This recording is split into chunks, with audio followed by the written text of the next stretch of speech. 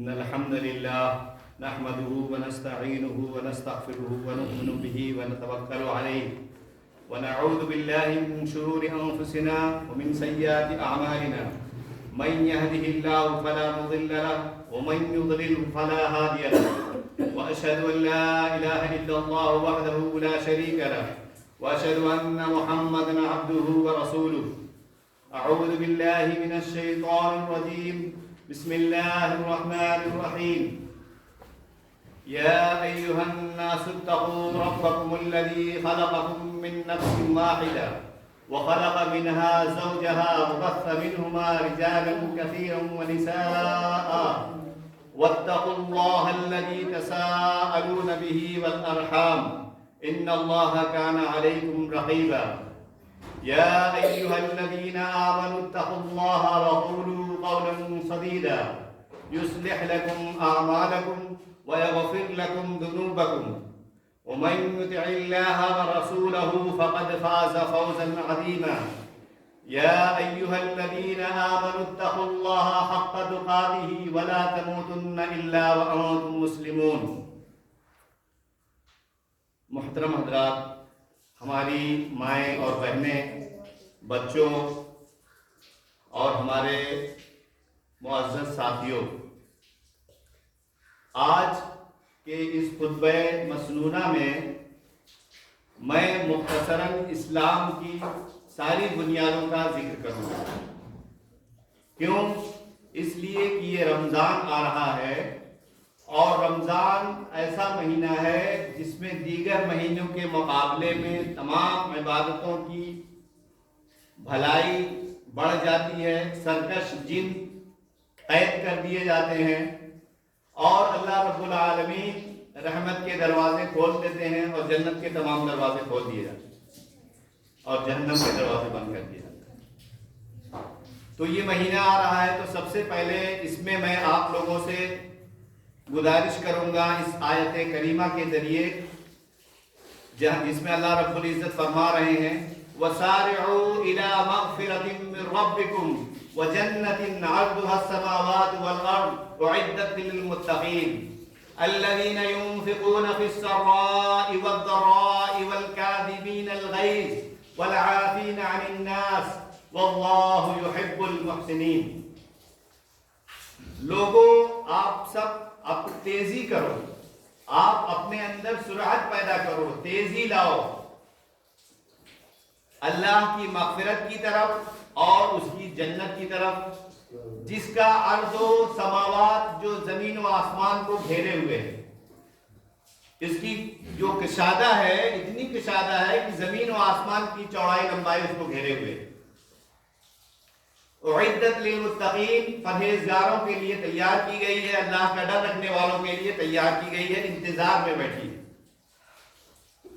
جو لوگ خرچ کرتے ہیں خوشحالی اور تنگی ہر حال میں، اور غصے کو پی جاتے ہیں اور لوگوں کو معاف کر دیتے ہیں، اللہ رب العالمین ایسے لوگوں سے محبت کرتا ہے۔ تو یہ ہمارے لیے ضروری ہے کہ ہم اللہ کی مغفرت کی طرف، رب کی جنت کی طرف تیزی پیدا کریں۔ یہ شعبان آ رہا ہے، پھر رمضان آ جائے گا، تو ابھی سے تیاری کریں۔ اللہ کے نبی صلی اللہ علیہ وسلم جب رمضان آتا تھا تو تیاری کرتے تھے، روزے رکھ کر، سب کو تنبیہ کر کر، اور ہر طرح سے جو ہے قرآن کریم کی تلاوت کر کے، کیونکہ جیسا کہ آپ لوگ جانتے ہیں شہر رمضان الذی انزل فیہ القرآن ھدی للناس وبینات من الھدی والفرقان، رمضان وہ مہینہ ہے جس میں قرآن کریم کا نزول ہوا۔ یہ کتاب اتنی حسین کتاب ہے کہ اس میں حق اور باطل کرنے کی تمیز بتائی گئی ہے۔ اللہ رب العالمین نے قرآن کریم کو صرف پڑھنے کے لیے نہیں کہا، نبی صلی اللہ علیہ وسلم نے صرف پڑھنے کے لیے نہیں کہا، بلکہ اس کو کھولیے، سمجھیے۔ اللہ رب العزت ارشاد فرماتے ہیں افلا يتدبرون القرآن ام على قلوب اقفالها، یہ لوگ قرآن کریم میں غور و فکر کیوں نہیں کرتے؟ کیا ان کے دلوں میں تالا لگا ہے، زنگ لگا ہے؟ اللہ رب العزت فرماتے ہیں تو ہمیں چاہیے کہ ہم قرآن کریم ناظرہ بھی پڑھیں، حفظ بھی پڑھیں، ترجمہ بھی پڑھیں، تفسیر بھی پڑھیں، تب اللہ رب العزت ہمیں اپنی رحمتوں سے ڈھانپ لیں گے، کیونکہ کوئی اپنی عبادت سے جنت میں نہیں جا سکتا۔ صحابہ کرام رضی اللہ عنہم اجمعین نے پوچھا اللہ کے نبی آپ بھی؟ تو آپ صلی اللہ علیہ وسلم نے فرمایا ہاں میں بھی، اللہ کی مجھے اللہ کی رحمت ڈھانپ دے۔ یہ بہت ہی اہم بات ہے۔ یہ سورہ آل عمران کی آیت نمبر 133 اور 134 تھی۔ اب جب ہم ایمان میں داخل ہو چکے ہیں تو سب سے پہلی چیز جو ہے ایمان میں آنے کے بعد یہ ہے نماز۔ دیکھیے ایمان ہر جگہ رہے گا، ایمان آپ کی نماز میں بھی رہے گا، ایمان روزے میں بھی رہے گا، ایمان زکوٰۃ میں بھی رہے گا، ایمان عمرے میں بھی رہے گا، حج میں بھی رہے گا، ہر معاملات میں ایمان کا ہونا ضروری ہے۔ تو توحید جو ہے یہ سب سے زیادہ اہم چیز ہے، نمبر 1 یاد رکھیے گا، یہ بنیاد ہے۔ اس کے بعد سب سے پہلی چیز ہے نماز، اس کا بھی میں مختصراً ذکر کر دوں۔ نماز کا مقام اتنا بڑا ہے کہ اللہ رب العزت نے اس فریضے کو حضرت جبریل علیہ السلام کے واسطہ فرض نہیں کیا، جبریل علیہ السلام سے آسمان سے نیچے نہیں بھیجا، بلکہ اسراء کی شب 7ویں آسمان پر فرض کیا، اور اللہ رب العزت نے فرمایا قد افلح المؤمنون والذین هم فی صلاتهم خاشعون، وہ لوگ کامیاب ہو جائیں گے جو اپنی نمازوں کی پابندی کریں گے۔ اسی طرح اللہ رب العزت نے فرمایا اقیم الصلاۃ ولا تکونوا من المشرکین، نماز کو قائم کرو نہیں تو مشرکوں میں سے ہو جاؤ گے۔ مسجد میں تو وہ بھی آ رہے ہیں جو شرک کرتے ہیں، جو کفر کرتے ہیں، جو نفاق کرتے ہیں، جو مسلمانوں کے درمیان آپسی اختلافات پیدا کرتے ہیں، معمولی چند روزہ سیاست کے لیے۔ لیکن اب اللہ رب العزت کتنا اچھا ہم کو جو ہے بیان فرماتے ہیں قرآن کریم کے ذریعے کہ نماز کو قائم کرو، پابندی سے پڑھو، اقیم الصلاۃ، نماز کی پابندی کرو، وَلَا تَكُونُوا مِنَ الْمُشْرِكِينَ، ادروائز مشرکوں میں سے ہو جاؤ گے، نہیں تو مشرکوں میں سے ہو جاؤ گے۔ اور کیا چاہتے ہو کہ مشرکوں میں سے ہو جاؤ؟ یہ مختلف ترجمہ ہے۔ تو یہ جو ہم نماز کی گفتگو کر رہے ہیں یہ انتہائی اہم ہے، کیونکہ اللہ رب العزت نے آسمان پر بلا کر فرض کی، اور اس کی تفصیل بعد میں دی جائے گی کہ پہلے 50 وقت کی فرض ہوئی، پھر موسیٰ علیہ السلام سے ڈسکس ہوا تو کم ہوتے ہوئے 5 ہوئی، اب ہمارے اوپر بہت ضروری ہے۔ اسی طرح سے اب ایک مسئلہ ہے کہ ہماری مساجد میں داخل ہو رہے ہیں لوگ، تو اللہ رب العزت نے بہترین آیت اس کے لیے بھی قرآن کریم میں کہا فَإِن تَابُوا وَأَقَامُوا الصَّلَاةَ وَآتُوا الزَّكَاةَ فَإِخْوَانُكُمْ فِي الدِّينِ، سورۃ توبہ آیت نمبر 11 میں اللہ رب العالمین نے فرمایا کہ اگر یہ توبہ کر لیں، نماز قائم کریں اور زکوٰۃ دیں تو تمہارے دینی بھائی ہیں۔ دوسری جگہ کہا فخلوا سبیلہم، ان کا راستہ چھوڑ دو، ان سے لڑائی نہ لڑو۔ تیسری جگہ کہا کہ حتی یبلغ ابلغوا مأمنا، یہاں تک کہ اللہ کا کلام سناؤ، اگر وہ نہیں مانتے ہیں تو ان کو امن والی جگہ پہنچا دو۔ تو سوال یہ ہے کہ ہم جو ہے گندگی کا جواب گندگی سے نہیں دیں گے، آگ کا جواب آگ سے نہیں دیں گے، آگ کا جواب پانی سے دیں گے، سختی کا جواب نرمی سے دیں گے۔ اللہ کے نبی صلی اللہ علیہ وسلم کی حدیث ہے کہ کفار سے جنگ کی لڑنے کی جدوجہد کی تمنا نہ کرو، لیکن اگر ہو جائے تو پھر خوب قاعدے سے کرو۔ تو اس لیے ہمیں تمنا نہیں کرنی، لیکن جب وقت آئے گا جیسا ہوگا الحمدللہ ثم الحمدللہ، ہر آدمی ایمان پر رہنا چاہتا ہے، اس سے زیادہ ضروری ہے کہ ہم ایمان پر جائیں دنیا سے۔ دنیا میں ایمان پر جینے سے زیادہ اہم ہے کہ ہم ایمان پر دنیا سے رخصت ہوں، یہ زیادہ ضروری ہے۔ اس کے لیے دعا بھی ہے قرآن کریم میں۔ اب آئیے حدیث سناتے ہیں۔ عبداللہ بن عمر فرماتے ہیں کہ رسول اللہ صلی اللہ علیہ وسلم نے فرمایا تم اپنی اولاد کو نماز پڑھنے کا حکم دو جب ان کی عمر 7 سال ہو جائے، اور ان کو نمازوں کو چھوڑنے پر مارو جب ان کی عمر 10 سال کی ہو جائے۔ 10 سال کے بعد اگر بچے نماز نہیں پڑھیں گے تو پٹائی کرنی۔ ہم لوگ کیا کرتے ہیں غلطی کہ 10 سال سے پہلے اتنا پیٹ دیتے ہیں کہ 10 سال کے بعد نماز ہی چھوڑ دیتا ہے۔ تو 10 سال سے پہلے سختی نہیں کی گئی ہے، یہاں تک کہ ایک اور دوسری حدیث ہے کہ 10 سال سے پہلے جو بچوں کے ساتھ زیادہ سختی کرتا ہے وہ حشر میں جواب سوچ کے رکھے۔ ہاں مائیں کر سکتی ہیں، کیونکہ ماں اگر 50 مرتبہ پٹائی کریں گی بچوں کو تو بچے جو ہے برا نہیں مانتے ہیں۔ بابا اگر مہینے میں ایک بار پٹائی کرتے ہیں تو بچے ناراض ہو جاتے ہیں۔ یہ پریکٹیکل بھی ہے اور آپ لوگ کر کے دیکھ لیجیے، آپ سنت بھی۔ دوسری حدیث ابو ہریرہ رضی اللہ عنہ روایت کرتے ہیں کہ رسول اللہ صلی اللہ علیہ وسلم نے صحابہ کرام سے فرمایا بھلا بتاؤ کہ تم سے کسی کے دروازے پر نہر ہو اور اس میں ہر دن 5 مرتبہ غسل کرے تو اس کے جسم پر کوئی میل کچیل باقی رہے گا؟ صحابہ کرام رضی اللہ عنہم اجمعین نے جواب دیا نہیں یا رسول اللہ صلی اللہ علیہ وسلم۔ آپ نے فرمایا یہی مثال 5 نمازوں کی ہے، اللہ تعالیٰ ان کے ذریعے گناہوں کو مٹا دیتا ہے۔ یہ بخاری کی حدیث ہے، حدیث نمبر 528 میں اس کا ذکر موجود ہے۔ ایک حدیث اور سنتے ہیں۔ ابو ہریرہ رضی اللہ عنہ سے مروی ہے کہ رسول اللہ صلی اللہ علیہ وسلم نے فرمایا جو شخص صبح یا شام کو مسجد کی طرف جاتا ہے اللہ تعالیٰ اس کے لیے جنت میں مہمانی تیار کرتا ہے۔ جب بھی وہ جائے، صبح کو جائے یا شام کو جائے۔ اسے بخاری نے روایت کیا ہے اور مسلم نے بھی روایت کیا ہے، دونوں محدثین نے اسے روایت کیا ہے۔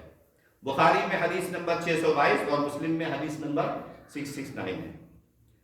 عبداللہ بن عمر عاص رضی اللہ عنہ بیان کرتے ہیں کہ نبی کریم صلی اللہ علیہ وسلم نے ایک دن نماز کا ذکر کرتے ہوئے فرمایا جس شخص نے نماز کی حفاظت کی اس کے لیے نماز قیامت کے دن نور، برہان اور نجات کا باعث ہوگی، اور جس نے نماز کی حفاظت نہ کی نہ اس کو نور ہوگا نہ برہان ہوگا، قیامت کے روز اس کا انجام قارون، فرعون، حامان اور ابی ابن خلف کے ساتھ ہوگا۔ اسے مسند احمد نے روایت کیا۔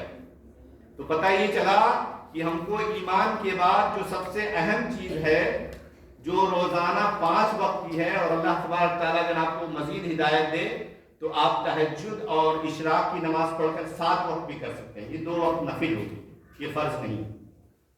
اللہ سبحانہ و تعالیٰ ہم سب کو 5 وقتہ نمازی بنائے۔ اب ہم آتے ہیں اس کے بعد روزے کی فضیلت میں مختصر بیان کریں گے، کیونکہ یہ وقت جو ہے یاد دہانی کا ہے، رمضان آ رہا ہے اور زیادہ تر لوگ دین کی طرف اس میں متوجہ اور مائل ہوتے ہیں۔ حضرت ابو ہریرہ رضی اللہ عنہ ایک راوی نبی کریم صلی اللہ علیہ وسلم کے، ابو ہریرہ رضی اللہ عنہ اس کے راوی ہیں، نبی کریم صلی اللہ علیہ وسلم کی خدمت میں حاضر ہوئے اور عرض کیا اے اللہ کے نبی صلی اللہ علیہ وسلم مجھے ایسا عمل بتائیے جس کے کرنے سے میں جنت میں چلا جاؤں۔ آپ صلی اللہ علیہ وسلم نے فرمایا اللہ کی عبادت کر، اس کے ساتھ کسی کو شریک نہ کر، فرض نماز قائم کر، فرض زکوٰۃ ادا کر اور رمضان المبارک کے روزے رکھ۔ اس نے کہا اللہ کی قسم میں اس سے زیادہ کچھ نہ کروں گا۔ جب وہ آدمی واپس ہوا تو آپ صلی اللہ علیہ وسلم نے فرمایا جسے جنتی کو دیکھنا ہو وہ اسے دیکھ لے۔ اسے بخاری نے روایت کیا۔ حضرت عبداللہ بن عمر رضی اللہ عنہ سے روایت ہے کہ رسول اللہ صلی اللہ علیہ وسلم نے فرمایا روزہ قیامت کے دن بندے کے لیے سفارش کریں گے۔ روزہ کہے گا اے میرے رب اس بندے نے میری وجہ سے کھانے پینے کو چھوڑ دیا، خواہشات کو چھوڑ دیا اور اس سے روکے رکھا، لہذا اس کے بارے میں میری سفارش قبول فرمائیے، تو اللہ سبحانہ و تعالیٰ فرمائیں گے، قبول فرمائیں گے اور اس کی بخشش اور سفارش قبول کی جائے گی۔ اور قرآن کہے گا اے میرے رب، میں نے اس بندے کو رات میں قیام کے لیے سونے سے روکے رکھا تھا، لہذا اس بارے میں میری سفارش قبول فرمائیے، چنانچہ دونوں کی سفارش قبول کی جائے گی۔ اسے احمد اور طبرانی نے نقل کیا ہے۔ الحمدللہ۔ حضرت ابو ہریرہ رضی اللہ عنہ سے روایت ہے کہ رسول اللہ صلی اللہ علیہ وسلم نے فرمایا، رمضان کی پہلی ہی رات ہی شیاطین اور سرکش جن، اب دیکھیے دونوں میں فرق ہے، ایک شیاطین ہوتا ہے جو کامن ہوتا ہے اور ایک سرکش جن ہوتا ہے جو بڑے بڑے کانڈ کرواتا ہے انسانوں سے اور خود بھی، اور جو عام شیطان ہوتا ہے وقتی طور پہ ہر چھوٹی چھوٹی بات پہ بہکاتا رہتا ہے۔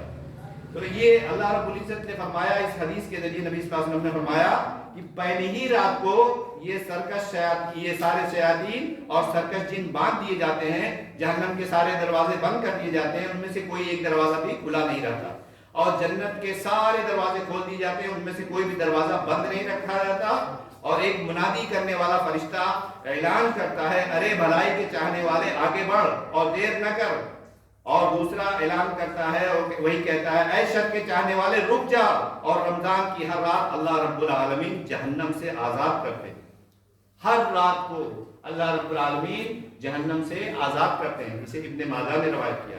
ایک حدیث اور روزے کے متعلق حضرت جابر رضی اللہ عنہ سے روایت ہے کہ رسول اللہ صلی اللہ علیہ وسلم نے فرمایا، اللہ تعالی ہر روز افطار کے وقت کو لوگوں کو جہنم سے آزاد کرتے ہیں۔ اسے بھی ابن ماجہ کیا۔ پتہ ہمیں یہ چلا کہ ہر روز رات میں بھی اور ہر روز افطار میں بھی اللہ رب العالمین رمضان المبارک میں جہنم سے آزادی دیتے ہیں۔ سبحان اللہ۔ اب ایک جو کم لوگوں کو نصیب ہوتا ہے، کیونکہ اس کے لیے آیت ہے الحج من استطاع الیہ سبیلا، یعنی حج وہ کرے گا جو اس کی استطاعت رکھا ہو، لیکن نماز کے لیے کوئی چھوٹ نہیں ہے، روزے کے لیے بھی اتنی چھوٹ نہیں ہے، روزہ رکھنا ہے، اور اسی طرح سے ایمان کے لیے بالکل کوئی چھوٹ نہیں ہے، مرتے وقت جو ہے آپ کا ایمان پر ہی جانا چاہیے، لیکن حج کے لیے اگر آپ کی استطاعت نہیں ہے تو آپ کے اوپر فرض نہیں ہوا۔ یہ بات سمجھ لیجیے قرآن کی آیت سے۔ اللہ رب العزت فرماتے ہیں، ان اول بیت وضع للناس للذی ببکۃ مبارکا وہدی للعالمین، پہلا گھر جو لوگوں کی عبادت کے لیے مقرر کیا تھا وہ مکہ میں ہے، یعنی کعبۃ اللہ، پہلا گھر جو عبادت کے لیے قائم کیا گیا ہے۔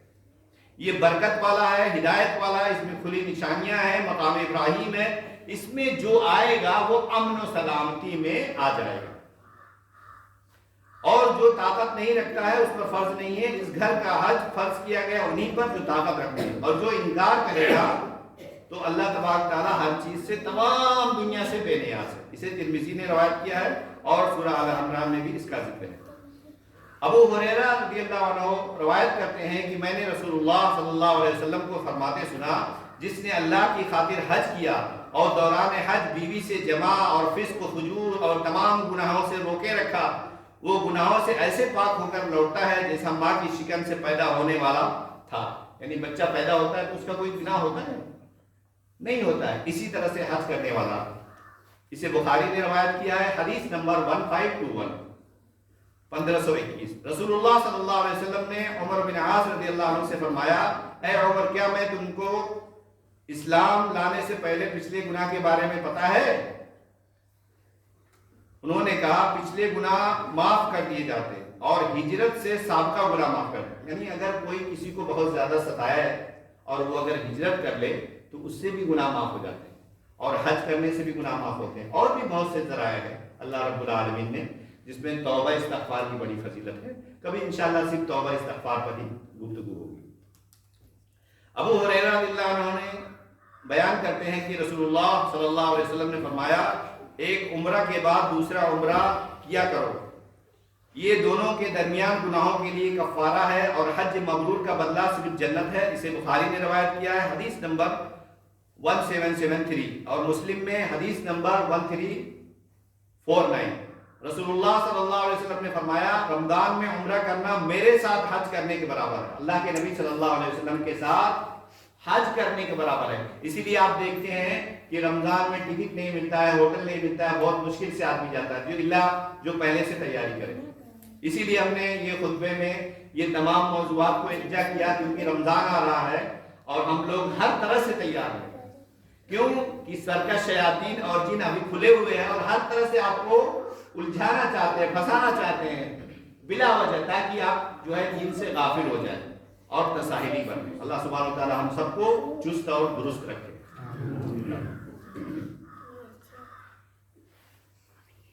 اس کے بعد یہ رزق کا بھی باعث ہے. لوگ سمجھتے ہیں کہ عمرہ اور حج کرنے میں خرچ ہوتا ہے, اور بعض لوگ اس پر اختلافات بھی کرتے ہیں علم کی کمی کی وجہ سے کہ ان کا پیسہ کم ہو جائے گا. نہیں, اس میں برکت ہوگی. میں حدیث سناتا ہوں آپ کو.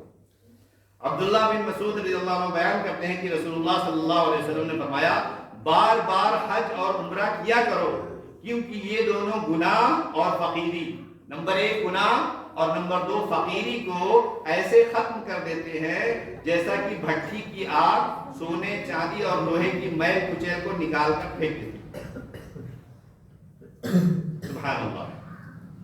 اللہ سبحانہ وتعالی ہم سب کو جب بھی پیسہ دے تو ہم حج عمرے کے لیے کوشش کریں, نہ کہ دنیا کے ساز و سامان کے لیے. مجھے ایک بات یاد آ گئی کہ مائی ہاجرہ جب ابراہیم علیہ السلام کے ساتھ مکہ مکرمہ میں غیر ذی زرعین آئی اور اپنے دودھ پیتے معصوم سے بچے کو لے کر وہاں ٹھہری اور وہ جانے لگے, تو انہوں نے اشارے سے کہا کہ آپ جا رہے ہیں, اللہ کا حکم ہے. انہوں نے کہا ہاں, اشارہ کیا, ہاں اللہ کے حکم سے جا رہا ہوں. ان کے پاس کوئی سامان نہیں تھا, بالکل بھی سامان نہیں تھا. کیا سامان تھا ان کے پاس بتائیے؟ گیس تھی, پیٹرومیکس تھا, سلنڈر تھا, چولہا تھا 5 ایلے والا. کیا تھا, کیا لگژری سامان تھا ان کے پاس؟ کچھ بھی نہیں تھا. لیکن جو تھا وہ آج نہیں ہے ہماری بچیوں کے پاس, ہماری عورتوں کے پاس, ہماری مائیں بہنیں سن لے نیچے, ان کے پاس ایمان تھا, اور وہ سب سے بڑی نعمت تھی. باقی دنیا کا کوئی سامان نہیں تھا. آج ہماری بچیاں, ہماری مائیں بہنیں سب اس میں ملوث ہیں کہ دنیا کے ساز و سامان میں اتنا ملوث ہے کہ ان کا ایمان جا رہا ہے. اپنے ایمان کی تجدید کریں اور اس میں پختگی لائیں. جزاک اللہ خیر. بات یاد آ گئی تھی. ایک حدیث اور, عائشہ رضی اللہ عنہ, ہماری مائی عائشہ رضی اللہ عنہ بیان کرتی ہیں کہ رسول اللہ صلی اللہ علیہ وسلم نے فرمایا, عرفہ کے سوا کوئی دن ایسا نہیں کہ جس میں اللہ تعالیٰ اپنے بندوں کو بہت قریب ہوتا ہے اور فرشتوں کے سامنے ان حاجیوں کی وجہ سے فخر کرتا ہے اور فرشتوں سے پوچھتا ہے یہ لوگ کیا چاہتے ہیں. اللہ رب العالمین جب ہم نماز میں آتے ہیں, فجر میں آتے ہیں, عشاء میں آتے ہیں, تو وہ اپنی مہمان نوازی کرتا ہے. اور جو لوگ حج میں جاتے ہیں ان کو تو باقاعدہ کہتے ہیں فرشتوں سے کہ یہ لوگ کیا چاہتے ہیں. ظاہر تو اللہ تبارک تعالیٰ جس دن عرفہ کے دن جتنا گناہوں سے معاف کرتا ہے اتنا کسی دن نہیں معاف کرتا. یہ بہت بہت بڑی فضیلت ہے. تو اس لیے میں یہ چاہوں گا کہ اس مختصر سے وقت میں آدھے گھنٹے کے آپ لوگوں کا جو ایمان میں کمزوری یا زنگ یا غفلت یا تساہلی یا سستی یا لاپرواہی کچھ بھی آ گیا ہو تو اسے ختم کر دیجیے آج سے, اور خوب محنت اور جدت اور شوق اور لگن سے دین کے کام میں لگ جائیے. اور یاد رکھیے کہ کبھی بھی ہمارے قوم کی صلاحیتیں آپس میں ٹکرائیں نہیں. کیوں؟ میں ایسے سمجھاتا ہوں, کوئی کتنا بڑا بھی ڈاکٹری پڑھے, ہائی اسکول, انٹر, نیٹ سارے ایگزام دے, MBBS کرے, پھر FRCS لندن سے کر کے آئے, لیکن وہ آدھے گھنٹے کا خطبہ نہیں دے سکتا. اسی طرح سے ہم سے کوئی کہے کہ مولانا صاحب بہت زیادہ پیٹ میں پرابلم ہے, سرجری کرنی ہے, جلدی سے ڈریس پہن کے سرجری کریں, تو ہم سرجری نہیں کر سکتے. تو اس کا مطلب یہ ہوا کوئی انجینئر جو بناتا ہے بلڈنگیں بڑی بڑی, ہم لوگ اگر بنائیں گے تو گر پڑ جائے گا. تو اس کا مطلب یہ ہوا کہ سب فیلڈ کی الگ الگ صلاحیتیں ہیں, اس میں لڑنے کی ضرورت نہیں ہے, اختلافات کی ضرورت نہیں, سب لوگوں کو مل جل کر کام کرنے. مثال کے طور پر ہماری انگلیاں ہیں, کوئی بھی انگلی ایک دوسرے سے مساوی نہیں ہے, برابر نہیں, لیکن جب یہ مل کر ایک پنجہ اور ایک انگوٹھا بنتی تو ایک طاقت اور ہمت اور جذبی آتی ہے. تو اللہ رب العزت ہماری قوم میں اتحاد اتفاق کی بات کرے, اور اس کے لیے میں یہ آیت کریمہ ضرور کوٹ کروں گا حوالے کے طور پر. اللہ رب العزت فرماتے ہیں وَاعْتَصِمُوا بِحَبْلِ اللَّهِ جَمِيعًا وَلَا تَفَرَّقُوا, اللہ کی رسی کو مضبوطی سے پکڑو تم سب کے سب, اور تفرقے بازی نہ کرو, فرقے میں نہ پڑو. اب دیکھیے مسئلہ یہ ہے کہ ہم نے کیا کیا, جمعیت بنا لی, فرقے بنا لی, لیکن شروع والی جو وَاعْتَصِمُوا بِحَبْلِ اللَّهِ ہے وہ ہم نے چھوڑ دیا. اللہ نے کہا کہ اگر واعتصموا بحبل اللہ نہیں ہوا، اگر ہم نے قرآن اور حدیث کو مضبوطی سے نہیں پکڑا تو کیا ہوگا؟ تفرقے بازی ہوگی. جیسا کہ میں نے یہ بھی کہا تھا اقیموا الصلاۃ ولا تکونوا من المشرکین، یہاں پر بھی ولا تفرقوا ہے کہ اگر تم یہ چیز نہیں کرو گے تو یہ ہو جائے گا. اگر اللہ کی رسی یعنی قرآن اور حدیث کو مضبوطی سے نہیں پکڑو گے، تم سب سارے کے سارے مرد عورت ہر فیلڈ کے لوگ، تو کیا ہوگا؟ نہیں پکڑو گے تو کیا ہوگا؟ تفرقہ ہو جائے گا. تو تفرقہ بازی سے منع کیا گیا. تو اللہ کی رسی سے پکڑنا ہے، اور اللہ کی رسی کیا ہے؟ قرآن و حدیث ہے. جیسا کہ ہمارے بہت سے بھائی نہیں سمجھتے ہیں، انگلش میں بھی یہ لکھا ہوا ہے and whole formally the rope of Allah subhanahu wa ta'ala, the Quran and Hadith all together and do not become divided. بہت سے ہمارے ساتھی ہیں وہ کہتے ہیں مولانا صاحب اردو میں بتایا تھا آپ نے نہیں تو وہ شاید کا کبھی کبھی ٹرانسلیشن میں نے انٹرسٹ کے لیے، کیونکہ دیکھیے ہم آدھے گھنٹے کے خطبے میں آپ کی دلچسپی کو بڑھا سکتے ہیں، انٹرسٹ کو ڈیولپ کر سکتے ہیں. سارا مسئلہ مسائل اور جو ہے فتاوا نہیں ہو سکتا ہے. اس کے لیے آپ کو قرآن کھولنا پڑے گا، ترجمے کی کتاب پڑھنا ہوگا، حدیث کی کتاب پڑھنا ہوگا. جہاں یہ لوگ چھوٹی سی چھوٹی کوشش کر رہے ہیں، بڑی سے بڑی اس میں حصہ لینا ہوگا، ہر طرح سے لینا ہوگا. اپنے بچوں کو بھیجنا ہوگا، بڑوں کو بھی دلچسپی لینی ہوگی ہمارا بچہ کیسے پڑھ رہا ہے. اور یہ جو ادارے اور جو تنظیمیں، جو مساجد اور مشارع خیر ہو رہے ہیں، ان کے اخراجات کیسے چل رہے ہیں، بیچارے یہ لوگ بتاتے نہیں ہیں. بڑی مشکل سے بہت حالات ہوتے ہیں، کہیں آپ تبصرہ کر رہے ہیں اور کہیں الٹا ہو اس کا تو آپ پکڑ میں آ جائیں گے. دیکھیے اس کے لیے بھی ایک قرآن کریم میں آیت ہے، اور یہ آیت میں کروں گا تو انشاءاللہ تعالیٰ قریب قریب میری بات پوری ہوگی. اور پھر بھی اگر کچھ 5 منٹ زیادہ ہو جائے تو معذرت چاہوں گا، کیونکہ یہ انتہائی ضروری ہے. اللہ رب العالمین فرماتے ہیں اور خاص طور پر خرچ کرو ایسے حاجت مندوں کے لیے جو اللہ کی راہ میں بھوکے بیٹھے اور وہ زمین میں چلنے کی طاقت نہیں رکھتے. سوال نہ کرنے کی وجہ سے ناواقف شخص انہیں مالدار خیال کرتا ہے. آپ انہیں ان کے چہروں سے پہچان لیں گے، وہ لوگ چمٹ کر سوال نہیں کرتے. اور تم جو مال بھی خرچ کرتے ہو یقیناً اللہ رب العالمین خوب جانتا ہے. یہ سورہ بقرہ کی آیت نمبر 273 کا ترجمہ ہے. اللہ رب العزت اس میں تاکید دیتے ہیں ان سب چیزوں میں خرچ کرنے کے لیے. جیسا کہ میں نے ابھی حدیث سے بھی بتایا کہ عمرہ میں بھی آپ کا خرچ ہوتا ہے، حج میں بھی خرچ ہوتا ہے، مسجد بنانے میں بھی خرچ ہوتا ہے، نیک کاموں میں بھی خرچ ہوتا ہے، دعوت و تبلیغ میں بھی خرچ ہوتا ہے. تو اللہ رب العزت نے مختلف طرح کی عبادتیں بنائی جو ہم سب کی پریکٹس اور بہتری کے لیے. جیسے حج میں تمام طرح کی عبادت ہو جاتی ہے، مالی، بدنی. اب جیسے عمرہ کرنے آپ جائیں گے تو 5 گھنٹے میں عمرہ ہو جاتا ہے، تو زیادہ سے زیادہ 1 ہفتے 15 دن میں آ سکتے ہیں. حج جو ہے لیکن 5 دن کا مسلسل ہوتا ہے، تقریباً 5 دن کا مسلسل ہوتا ہے. اسی طرح سے نماز کی پابندی 5 وقت کی ہے، اور ایمان میں تو ہر وقت رہنا ہے. لیکن اگر وقتی طور پر کوئی ڈر آ جائے، کوئی خوف آ جائے تو اللہ رب العزت سے پناہ مانگیے اور گھبرائیے نہیں. کیونکہ مومن کی یہ شان نہیں ہے کہ ماحول یا کسی بھی طرح کی ہوا چلے الٹی سیدھی تو اس سے گھبرا جائے، ڈر جائے اور کام روک دے. نہیں، اس لیے ہمارے ایمان کی مضبوطی کے لیے ہوائیں چلتی ہیں کبھی کبھی. اللہ رب العزت ہم سب کو ایمان کی مضبوطی سے نوازے. ایک اور آیت میں پڑھوں گا انشاءاللہ بسم اللہ. یہ بہت ہی پیاری آیت ہے، سورہ حشر کی آیت نمبر 10 ہے.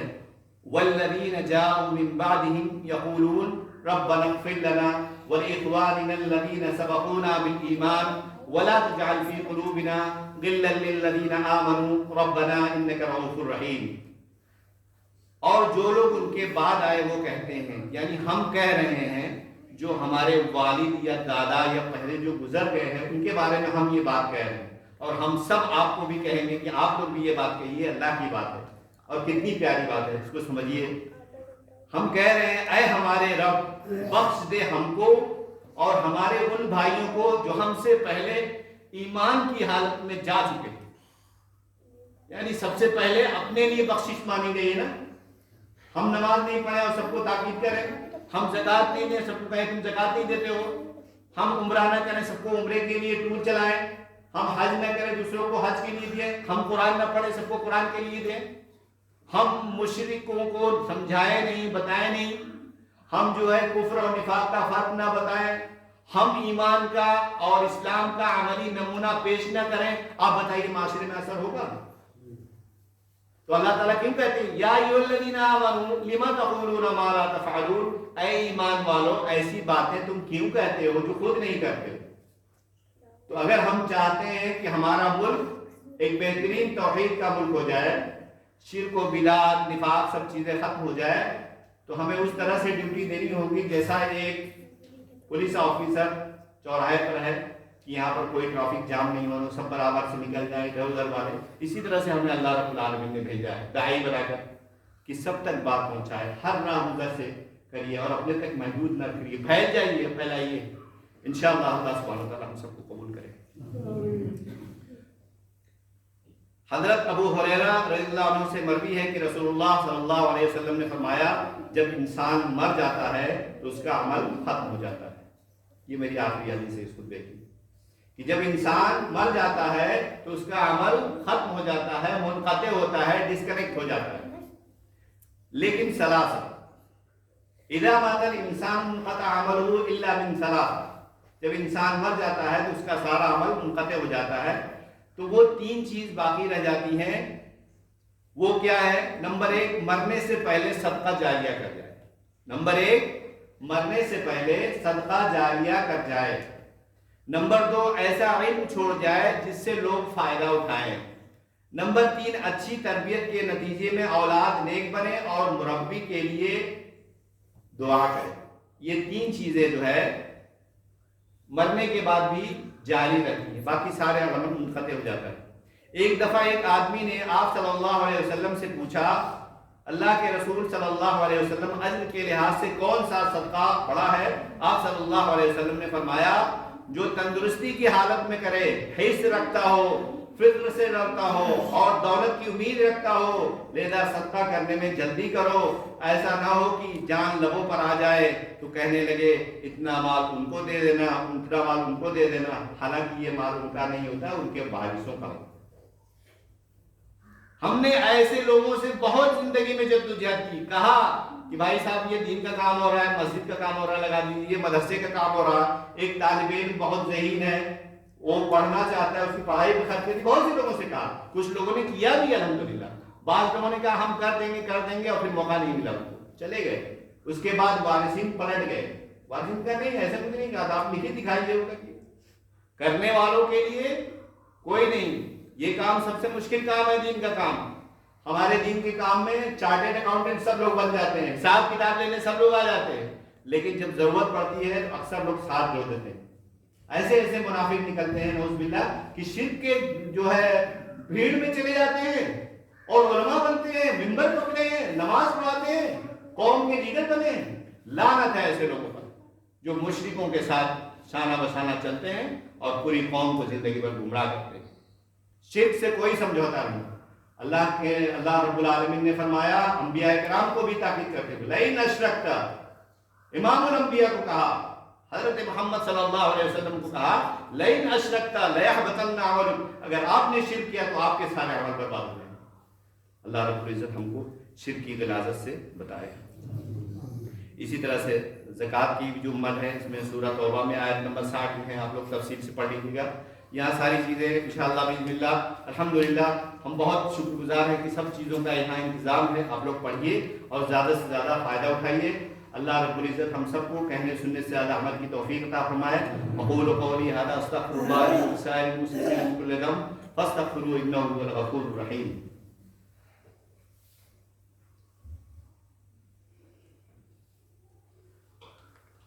الحمدللہ رب العالمین وما ارسلناک الا رحمۃ للعالمین۔ اعوذ باللہ من الشیطان الرجیم، بسم اللہ الرحمن الرحیم۔ یا ان اللہ وملائکتہ یصلون علی النبی یا ایھا الذین آمنوا صلوا علیہ وسلموا تسلیما۔